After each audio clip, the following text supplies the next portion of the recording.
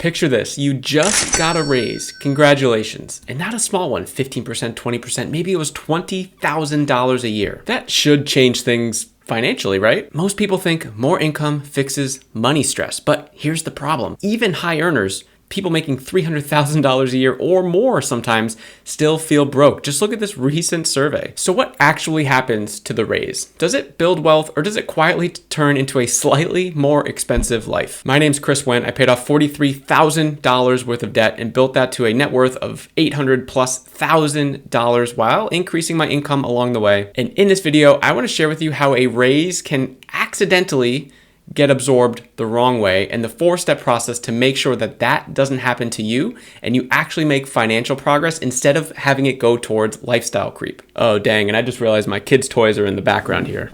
It's actually pretty fun. Back to the matter at hand, because I actually lived this. About 10 years ago, my salary increased from $45,000 a year to $65,000 a year. Yes, a $20,000 raise. And I felt rich. We upgraded everything without even thinking about it. We were celebrating. It was cool.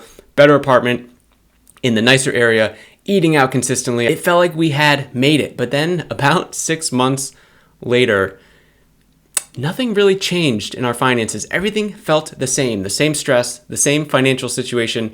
And that's what's happening. It's called hedonic adaptation, the idea of getting used to nicer things quickly. And sooner than we expect, the shine wears off, but the higher expenses, the new life that we've built, are locked in and have just become part of the day to day, and it feels normal. And this is how we spent that $20,000 raise before we actually knew what happened, right? If we go back to my example, the nicer apartment was about $800 more a month. Okay, not too bad. We ate out a lot more, so now we're talking hundreds of dollars extra a month. There was a lot of new other subscriptions, like all these one-off things. It's like, oh, it's not a big deal, $15 here, $40 here.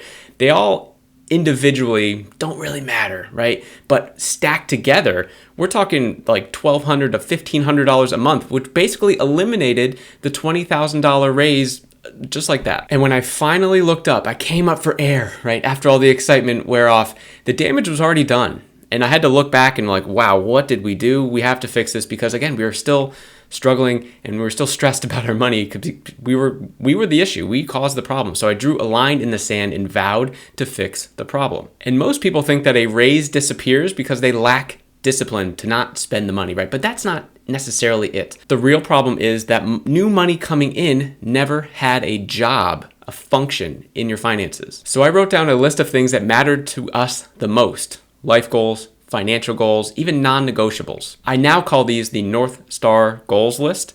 But back then I was just trying to prioritize my life to see where I should be putting more of my resources. Yes, that extra $20,000 that I felt rich off of. And since then, to be fully transparent, my wife and I have done this every single time that we've had a big life change. When we've gotten a raise at work, when we bought our first home, when we were paying off the $43,000 worth of debt, when we had our first kid, when we had our second kid. Pretty soon our oldest already is going to be going to kindergarten in just a couple months. So we're going to be doing it again when we free up a ton of money from him not having to be in daycare anymore. So this has been just such a valuable process for us to look at and reevaluate where our money's going and where we want our money to be going. And as I'm talking through these right now, I want you to start thinking about the 2 to 10 things that matter most to you. But if you feel comfortable, share them down in the comments. I'd love to see like what are your top 1 or 2 North Star goals, at least until the end of the year or something like that. And if you're sitting there thinking like, wow, this sounds pretty good, but I have no idea how to actually build that into my own personal finances, well, that's why I created the 6-week money challenge. We're gonna help you identify where your money's going, build a plan around your goals, and create a system that you can actually stick with. So if that sounds helpful, there's a link below this video to check it out, to book a call directly with me, and we can see if you're a fit. But now let's talk about step 3. Most people, when they look at their North Star goals for the first time, when they do this process for the very first time, they realize, of course, that their money has not been going to the places that they care about the most.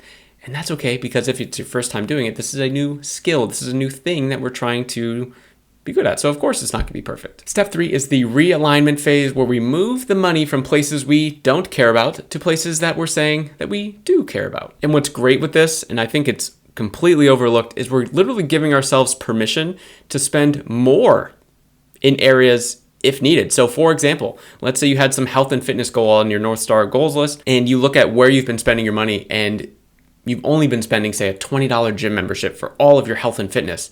And you're like, man, maybe, possibly, potentially, I should be putting more towards this category because I'm telling myself I care about it a lot. And in my experience, these little sprinty seasons of cutting everything out of your life completely so that you can free up like a whole crap ton of money, yeah, sure, it can be valuable, but it's definitely not sustainable. And you end up burning out. And what I found, I call it the seesaw effect, where like you have this amazing month or two and it's like, wow, look at all this money that we've been able to find and put towards our financial goals. But you end up just reverting back to the mean, or even like you're worse off than what you were before because you were like, oh man, I haven't had a Jersey Mike sub in 2 months, 3 months, and you just go crazy. And then the next month you like go out of control and it's worse than you've ever had in your entire life. And I know this because I'm speaking directly from my experience as well. You guys should really get one of these. It's pretty, wakes you right up in the morning. The final step here is a foolproof way to make sure that the first 3 steps that you've already implemented actually work without having to remember